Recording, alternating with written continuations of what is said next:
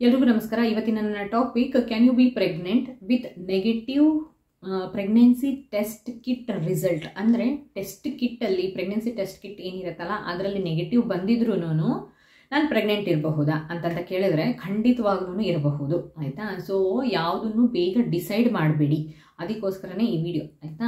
So pregnancy test ಕಿಟ್ಟಲ್ಲಿ negative ಬಂದುಬಿಟ್ಟಿದೆ, negative ಬಂದಿದೆ ಅಂದರೆ ನಾನು ಪ್ರೆಗ್ನೆಂಟ್ ಅಲ್ಲ ಬಿಡು ಅಂತ ಖಂಡಿತವಾಗ್ಲೂ ಯೋಚನೆ ಮಾಡಬೇಡಿ. ನೀವು ಪ್ರೆಗ್ನೆನ್ಸಿಗೆ ಟ್ರೈ ಮಾಡ್ತಾ ಇದ್ದು ಕಿಟ್ಟಲ್ಲಿ ಚೆಕ್ ಮಾಡ್ತಾ ಇದ್ದು ನಿಮಗೆ ಮಿನಿಮಲ್ ಸಿಂಪ್ಟಮ್ಸ್ ಎಲ್ಲ ಇದ್ದು ಪೀರಿಯಡ್ ಮಿಸ್ ಆಗಿತ್ತು ಅಂತ ಅನ್ನೋದ್ರ ಜೊತೆಗೆ ಒಳಗಡೆಯಿಂದ ನಿಮಗೆ ಒಂದು ಸ್ಟ್ರಾಂಗ್ ಬಿಲೀಫ್ ಇರುತ್ತಲ್ಲ, ನಾನು ಕನ್ಸೀವ್ ಆಗಿರಬಹುದು ಅನ್ನೋದೇನಾದರೂ ಇತ್ತು ಅಂತಂತಂದರೆ ದಯವಿಟ್ಟು ವೇಟ್ ಮಾಡಿ. ಆಯಿತಾ?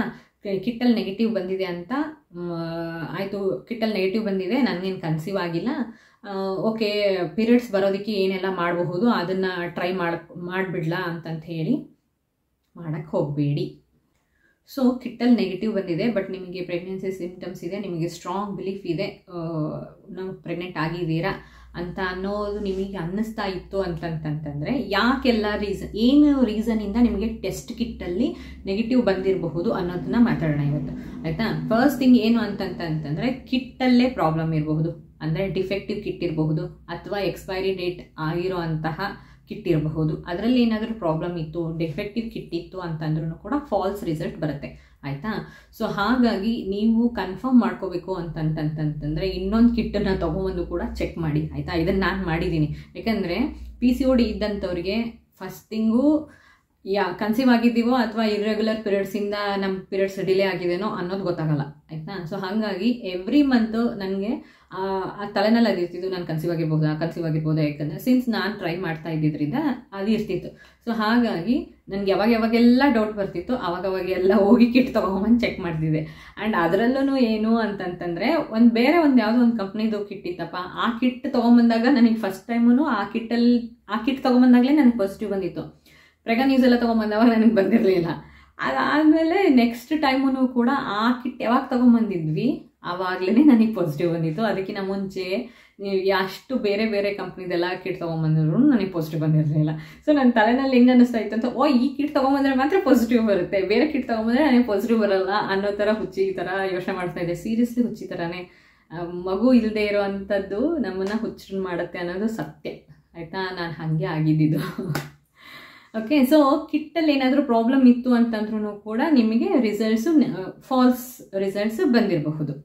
ಆ್ಯಂಡ್ ಈ ಟೆಸ್ಟ್ ರಿಸಲ್ಟ್ಸು ನೀವು ಯಾವಾಗ ಚೆಕ್ ಮಾಡಿದ್ದೀರಾ ಅನ್ನೋದ್ರ ಮೇಲೂ ಕೂಡ ಡಿಪೆಂಡ್ ಆಗುತ್ತೆ. ಈ ಯಾವಾಗ ಅನ್ನೋದೂ ಎರಡು ಅಗೇನ್ ಏನು ಅಂತಂದರೆ ಯಾವಾಗ ಅಂತಂದರೆ ನೀವು ಡೇನಲ್ಲಿ ಯಾವಾಗ ಅನ್ನೋದು, ಬೆಳಗ್ಗೆನ, ಮಧ್ಯಾಹ್ನನ, ಸಂಜೆನ ಅಥವಾ ಎದ್ದ ತಕ್ಷಣನ ಅನ್ನೋದು ಒಂದು ಕ್ವಶನ್ನು. ಇನ್ನೊಂದು ಪೀರಿಯಡ್ ಮಿಸ್ ಆದ ಯಾವ ಟೈಮಲ್ಲಿ ನೀವು ಕಿಟ್ಟಲ್ಲಿ ಚೆಕ್ ಮಾಡಿದ್ದೀರಾ ಅನ್ನೋದು ಕೂಡ ಪ್ರಶ್ನೆ.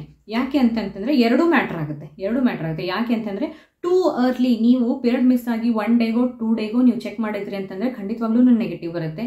ಯಾಕೆ ಅಂತಂದರೆ ಆ ಟೈಮಲ್ಲಿ HCG ಲೆವೆಲ್ಸ್ ಅಂದರೆ ಯೂರಿನಲ್ಲಿ HCG ಲೆವೆಲ್ಸ್ ಏನು ಎಷ್ಟು ರೈಸ್ ಆಗಬೇಕು ಅಷ್ಟು ರೈಸ್ ಆಗಿರಲ್ಲ. ಡಿಟೆಕ್ಟ್ ಆಗೋವಷ್ಟು ಕಿಟ್ಟಲ್ಲಿ ಡಿಟೆಕ್ಟ್ ಆಗುವಷ್ಟು HCG ಲೆವೆಲ್ಲು ಯೂರಿನಲ್ಲಿ 2 ದಿವಸಕ್ಕೋ 3 ದಿವಸಕ್ಕೂ ಡೆವಲಪ್ ಆಗಿರೋದಿಲ್ಲ. ಬ್ಲಡ್ಡಲ್ಲಿ ಬೇಗ ಡೆವಲಪ್ ಆಗಿರುತ್ತೆ. ಆಯಿತಾ? ಸೊ ಯೂರಿನಲ್ಲಿ ಅಷ್ಟೊಂದು HCG ಡಿಟೆಕ್ಟ್ ಆಗುವಷ್ಟು HCG ಲೆವೆಲ್ಸು ಡೆವಲಪ್ ಆಗಿಲ್ಲದೆ ಇದ್ರೂ ಕೂಡ ಕಿಟ್ಟಲ್ಲಿ ನೆಗೆಟಿವ್ ಬರಬಹುದು. When you test too early ಅಂದರೆ ನೀವು ಪೀರಿಯಡ್ ಮಿಸ್ ಆಗಿ 3 ದಿವಸಕ್ಕೋ 2 ದಿವಸಕ್ಕೋ 3 ದಿವಸಕ್ಕೂ ನೀವು ಚೆಕ್ ಮಾಡಿದ್ರಿ ಅಂತಂತಂದರೆ ಫಾಲ್ಸ್ ರಿಸಲ್ಟ್ಸ್ ಬರುವಂತಹ ಚಾನ್ಸಸ್ ಇರುತ್ತೆ. ಒಂದು ಇನ್ನೊಂದೇನು ಅಂತಂತಂದರೆ ಯೂಶ್ವಲ್ ಆಗಿ ಬೆಳಗ್ಗೆ ಎದ್ದ ತಕ್ಷಣ ಫಸ್ಟ್ ಯೂರಿನಿಂದ ಕಿಟ್ಟಲ್ಲಿ ಚೆಕ್ ಮಾಡಬೇಕು. ಓಕೆ, ಇದನ್ನು ತಲೆನಲ್ಲಿ ಇಟ್ಕೊಳ್ಳಿ. ಯಾವಾಗ ನಿಮಗೆ ಡೌಟ್ ಬರುತ್ತೆ, ಯೂಶ್ವಲ್ ಆಗಿ ಲೇಟರ್ ಇನ್ ಪ್ರೆಗ್ನೆನ್ಸಿ ಅಂದರೆ ನಿಮ್ಮದು ಪ್ರೆಗ್ನೆನ್ಸಿ ಒಂದ್ಸತಿ ಕನ್ಫರ್ಮ್ ಆದಮೇಲೆ ಹಾರ್ಟ್ ಬೀಟ್ ಎಲ್ಲ ಬಂದಾದಮೇಲೆ ಅಂದರೆ 2nd ಮಂತಲ್ಲಿ ನೀವೇನಾದರೂ ಯಾವಾಗ ಬೇಕಾದರೂ ಚೆಕ್ ಮಾಡಿದ್ರೂ ಪಾಸಿಟಿವ್ ಬರಬಹುದು.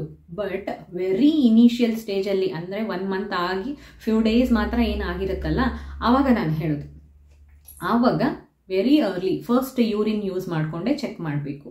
ಓಕೆ, ಇನ್ನೊಂದೇನು ರೀಸನ್ ಅಂತಂದರೆ ಡೈಲ್ಯೂಟೆಡ್ ಯೂರಿನ್ ಅಂತಂದರೆ ರಾತ್ರಿ ಅಥವಾ ಹಿಂದಿನ ದಿವಸ ತುಂಬ ನೀರು ಕುಡಿದು ಜ್ಯೂಸ್ ಕುಡಿದು ಈ ಥರ ಏನಾದರೂ ತುಂಬ ಲಿಕ್ವಿಡ್ಸ್ ಏನಾದರೂ ಜಾಸ್ತಿ ತೊಗೊಂಡಿದ್ರಿ ಅಂತಂತಂದರೆ ವೆರಿ ನೆಕ್ಸ್ಟ್ ಡೇ ನಿಮಗೆ ಯೂರಿನ್ ಏನು ಬಂದಿರುತ್ತೆ ಅದು ಡೈಲ್ಯೂಟ್ ಆಗಿರುತ್ತೆ ಅಂತಂದರೆ ನೀರಿನ ಅಂಶ ಜಾಸ್ತಿ ಇರುತ್ತೆ. ಸೊ ಯಾವಾಗ ನೀರಿನ ಅಂಶ ಜಾಸ್ತಿ ಆಗಿರುತ್ತೆ ಅದರಲ್ಲೇ ಯೂರಿನ್ ಅಂಶ ಕಮ್ಮಿ ಇರುತ್ತೆ.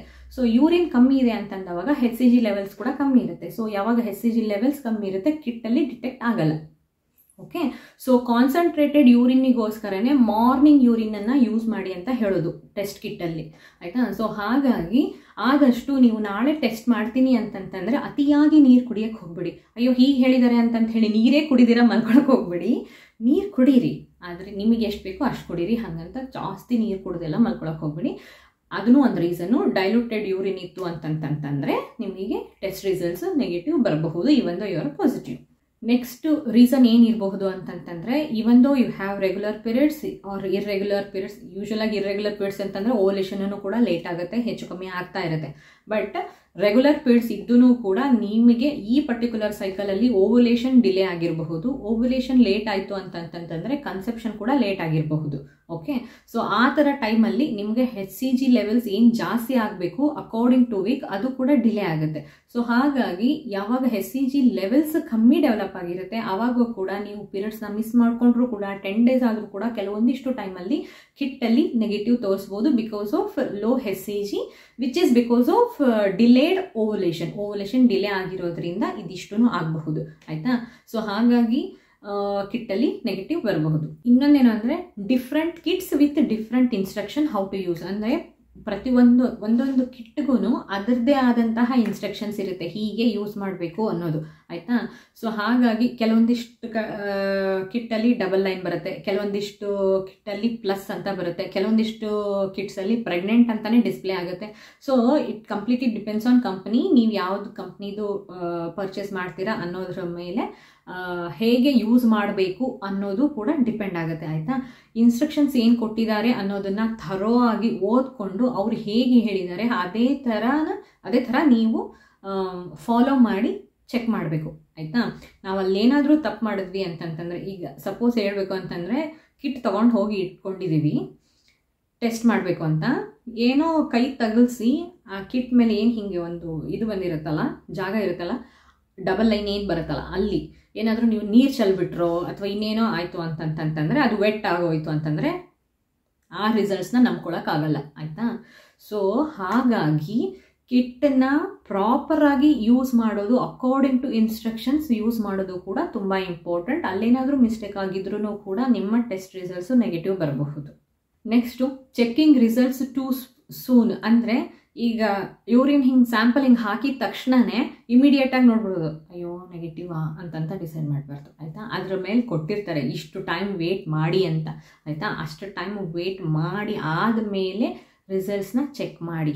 ಟೂ ಅರ್ಲಿ ಚೆಕ್ ಮಾಡಬೇಡಿ, ಅದರಿಂದ ಕೂಡ ನಿಮಗೆ ನೆಗೆಟಿವ್ ಅಂತ ಅನಿಸಿರಬಹುದು. ಇದ್ರ ಬಗ್ಗೆ ಇನ್ನೊಂದು, HCG ಕಿಟ್ಟಲ್ಲಿ ಏನು HCG ಲೆವೆಲ್ಸ್ ಇರುತ್ತಲ್ಲ, ಪರ್ಟಿಕ್ಯುಲರ್ ಲಿಮಿಟಲ್ಲಿರೋ HCGನ ಮಾತ್ರ ಆ ಕಿಟ್ಟಲ್ಲಿ ಐಡೆಂಟಿಫೈ ಮಾಡೋಕ್ಕಾಗುತ್ತೆ. ಅಂದರೆ ಈಗ ಸಪೋಸ್ 1000 ಅಂತ ಅಂದ್ಕೊಳ್ಳಿ, ಆಯಿತಾ. 1000ಕ್ಕಿಂತ ಬಿಲೋ ಆರ್ 1000 ಆಸ್ಪಾಸು ಇತ್ತು ಅಂದರೆ ಮಾತ್ರ HCG ಲೆವೆಲ್ಸು ಕಿಟ್ಟಲ್ಲಿ ಡಿಟೆಕ್ಟ್ ಆಗುತ್ತೆ. 1 lakh ಅಷ್ಟು ಇತ್ತು ಅಂತಂತಂದರೆ ಡಿಟೆಕ್ಟ್ ಆಗಲ್ಲ, ಆಯಿತಾ. ಅದ್ರ ಜೊತೆಗೆ 1000ಕ್ಕಿಂತ ತುಂಬ ಕಮ್ಮಿ, 5ಕ್ಕಿಂತ ಕಮ್ಮಿ ಏನಾದರೂ ಇತ್ತು ಅಂತಂದರೆ ಡಿಟೆಕ್ಟ್ ಆಗಲ್ಲ. ಸೊ ಈ ಥರ ಅತಿ ಜಾಸ್ತಿ HCG ಇದ್ರೂ ಡಿಟೆಕ್ಟ್ ಆಗಲ್ಲ, ಅತಿ ಕಮ್ಮಿ HCG ಇತ್ತು ಅಂತಂದ್ರೂ ಡಿಟೆಕ್ಟ್ ಆಗಲ್ಲ. ಅದರಲ್ಲಿ ಎಷ್ಟು ಇರುತ್ತೆ ಅವರು ಡಿಟೆಕ್ಟೇಬಲ್ HCG ಇತ್ತು ಅಂತಂದರೆ, ಯೂರಿನಲ್ಲಿ ಡಿಟೆಕ್ಟ್ ಆಗುವಷ್ಟು HCG ಇತ್ತು ಅಂದರೆ ಮಾತ್ರ ನಿಮಗೆ ಟೆಸ್ಟ್ ರಿಸಲ್ಟ್ಸು ಕರೆಕ್ಟಾಗಿ ತಿಳ್ಕೊಳ್ಳೋಕ್ಕೆ ಆಗುತ್ತೆ. ಈಗ ಒಬ್ಬರದು ಎಕ್ಸಾಂಪಲ್ ಹೇಳಬೇಕು ಅಂತಂತಂದರೆ, ಆಲ್ರೆಡಿ ಅವರು 6 months 7 months ಪ್ರೆಗ್ನೆಂಟ್, ಆಲ್ರೆಡಿ ಹೊಟ್ಟೆನೂ ಕಾಣಿಸ್ತಾ ಇದೆ, ಚೆನ್ನಾಗಿ ಮೋರ್ ವಿಸಿಬಲ್ ಇದೆ, ಆಯಿತಾ. ಹಾರ್ಟ್ ಬಿಟ್ಟು ಬಂದಿದೆ, ಅನಾಮಲಿ ಸ್ಕ್ಯಾನ್ ಆಗಿದೆ, ಎಲ್ಲ ಆಗಿದೆ. ಆ ಟೈಮಲ್ಲಿ ಅವ್ರಿಗೆ ಏನೋ ಅನಿಸಿ ಕಿಟ್ ತೊಗೊಂಬಂದು ಒಂದ್ಸತಿ ಚೆಕ್ ಮಾಡಿದ್ದಾರೆ, ಬಟ್ ಅದರಲ್ಲಿ ನೆಗೆಟಿವ್ ಬಂದಿದೆ. ಇದು ಏನು ಹೇಳೋದು, ವಿಸಿಬಲಿ ಮನುಷ್ಯನ ಎದುರುಗಡೆ ಇದ್ದಾನೆ, ಪ್ರೆಗ್ನೆಂಟ್ ಲೇಡಿ ಎದುರುಗಡೆ ಇದ್ದಾರೆ, ಪ್ರೆಗ್ನೆಂಟ್ ಇದ್ದೀವಿ ಅನ್ನೋದು ಗೊತ್ತು, ಮಗು ಹೊಟ್ಟೆನಲ್ಲಿ ಇದೆ ಅನ್ನೋದು ಗೊತ್ತು, ಕಿಟ್ಟಲ್ಲಿ ನೆಗೆಟಿವ್ ಬರ್ತಿದೆ. ಯಾಕೆ ಅಂತಂತಂದರೆ ಅತಿ ಹೆಚ್ಚಾದ HCG ಡಿಟೆಕ್ಟ್ ಆಗಲ್ಲ, ಓಕೆ, ಅದೇ ಥರ ಅತಿ ಕಮ್ಮಿ ಇರೋ HCG ಕೂಡ ಡಿಟೆಕ್ಟ್ ಆಗಲ್ಲ.